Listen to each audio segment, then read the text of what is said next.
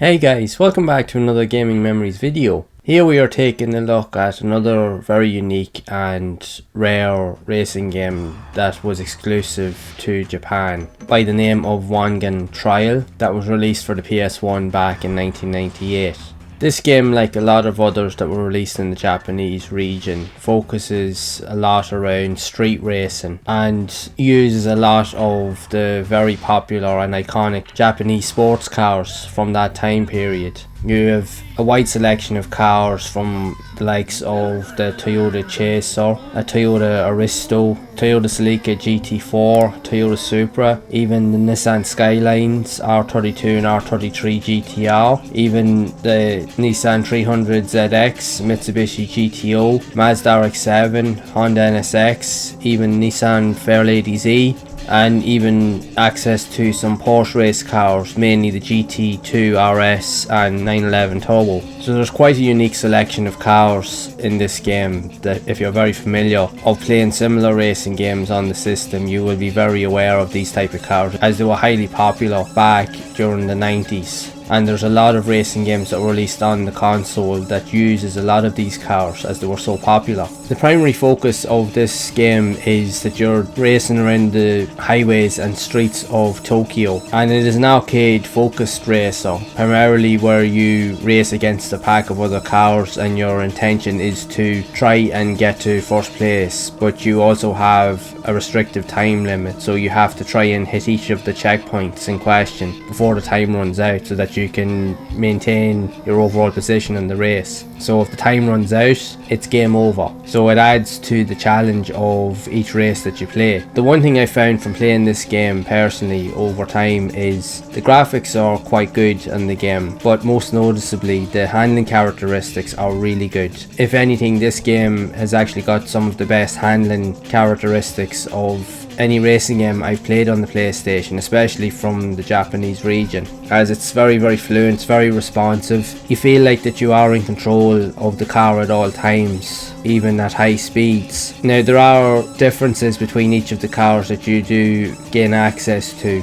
even though a lot of the cars are locked from when you first start the game, so you do have to unlock them as you go through the championships and the story mode within the game. You will be able to unlock all of those extra cars, as I mentioned, but each of their own cars have their own unique characteristics. Some handle a lot better than others. They're all really good in their own right, but some will be a little bit quicker while others will focus more on handling. They'll have more grip. You'll be able to turn corners a lot easier at high speeds, whereas compared to other cars, not so much. But overall, the handling physics in the game, I have to say, are really good, and I'm quite surprised by those characteristics from the time I spent playing it. And another thing to note as well is that this is a very rare game. Not many people know about this racing game on the system. Even myself, up until recently, I didn't even know about it. But that's the one joy of being able to explore a lot of games from the Japanese region, is I'm finding more and more hidden gems as time goes on, and I'm pleasantly surprised by this game, as it does have good graphics, it has really good handling characteristics, it's genuinely a very good all-round package. And one other really cool feature with the game as well is in terms of the tracks when you're racing. Even though you are racing more on highways specifically, but the weather effects are dynamic to a point that you can be racing during the day, and very quickly at certain periods of the race you will quickly go into darkness or into nighttime, and it actually changes right in front of you so you can see it in real time, which is quite cool. And it definitely gives a different ambience or vibe to the experience when you're racing at night compared to the daytime. It just has a different look and feel. Even street lights that wouldn't be on when it's light, as soon as it turns to dark, the street lights become active, so they have a direct reflection of the overall environment as you're playing through each of the races, and they just look and feel so different. You can see this here being implemented really well on the screen, and it does have a really good influence on the overall play experience as you complete each race. The overall style of this game would be very similar to other racers that I've also covered and I've done previous videos on, the likes of the option tuning Unicar Battle series, Tokyo Highway Battle, to name but a few. I have done previous videos on each of those games, and I will leave links to those videos down below so that you can also go and check them out, and you can see the similarities between each of them, as a lot of them do use similar aesthetics in terms of the visuals. They're all arcade racers, but they all use similar cars. They all focus on different elements of street racing that's very similar to this game. Now, they all have their pros and cons,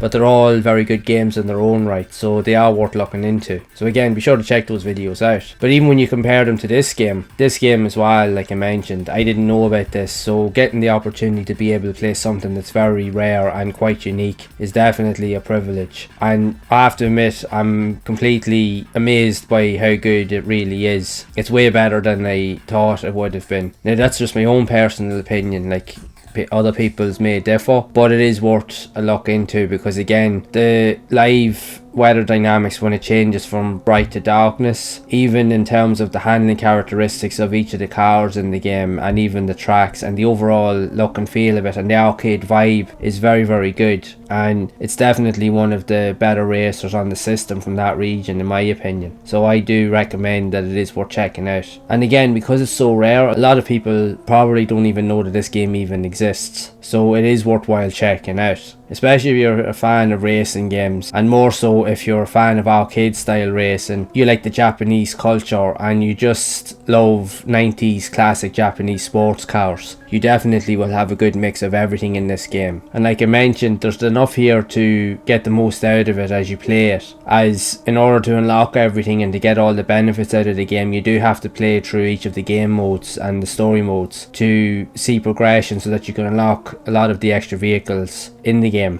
to use them in the races also. So it is worthwhile looking into some more. This is definitely one of those games that I will find myself going back to every so often, because it's definitely very unique, and it's definitely one of the best racing games I've played on the PS1. Even when I compare it to other games that I've played growing up, this is a really good title that is worth checking out. I can't stress that enough. If you can get your hands on it, definitely have a look for it, as it is quite rare to find. So now would be a good opportunity to try out something that is quite unique. And if you'd like to see more of these style of videos where I do explore other unique, rare and obscure racing games that were released on the PlayStation 1 in the Japanese region, then be sure to leave a like on the video. Again, be sure to subscribe to the channel and hit that bell icon to be updated whenever future videos are released. I'd also love to know your thoughts on this game, if you even knew it existed, and if so, did you actually manage to play it, and what do you think of it? Be sure to share it down in the comments below. So as always, make sure to keep playing those classic games and enjoying them,